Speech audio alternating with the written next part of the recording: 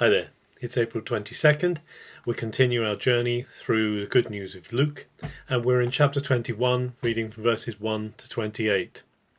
The chapter opens with a story of Jesus and his disciples still in the temple, and they're watching the people putting their gifts into the treasury, into the temple treasury. And they see the rich giving their gifts and making a big show of it, showing how much they've given, and everyone applauding how generous they are. And then they notice a widow who just puts in 2 small coins and walks away quietly. But Jesus draws their attention to her because he says, you see all these rich people, they're putting in just a fraction of what they have. They're not really getting huge amounts. They still have lots left over. This woman has put in everything she has, and even out of the small amount she has, she's given her all. So she's the one who's given most. She's the one who's most generous. And then they are continuing in the temple, and his disciples are looking at how magnificent the stones are. After all, this was the second temple completed by Herod the Great, the pride of Israel, and the place where all Israel focused on. But Jesus says, you see this place? It's not going to last. There's going to come a time when every stone will be broken down. And then Jesus begins to paint a picture of persecution coming, of trouble coming. He paints a picture of his followers being in great danger, being under great distress. But even then he says they've not to fear. He says because they're cared about. And even when they're delivered up to councils, and of course this will happen before long, we'll read after the death and resurrection of Jesus into the book of Acts, we'll read of people being hurt and beaten and maltreated and stoned for the sake of Jesus.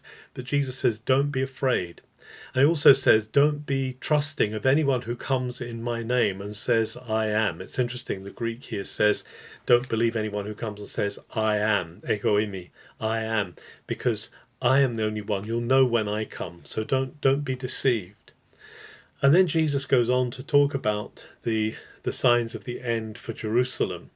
He says that whatever happens in the future to my followers, Jerusalem is going to be destroyed, and it's going to be a terrible time. And of course, in 70 AD, the Romans came, surrounded Jerusalem, built up ramparts against her, and completely destroyed the city, trying to wipe it off the map.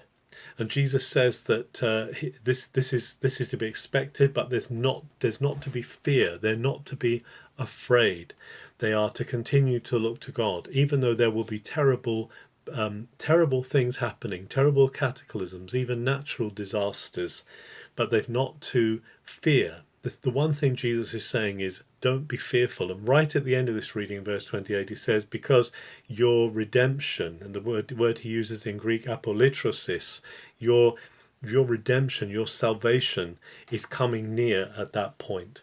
As believers in Jesus, as followers of his, we're surrounded often by terrible news in the world, things going on, whether from the huge things of climate change, wars, rebellions, violence. But Jesus says, hold on, keep hoping, keep trusting in me, because your redemption is coming nearer. Whatever we see in the news, whatever the world throws at us, we can be sure that Jesus has us in his hand, that he is protecting us, and that our redemption is near. Have a very good April the 22nd.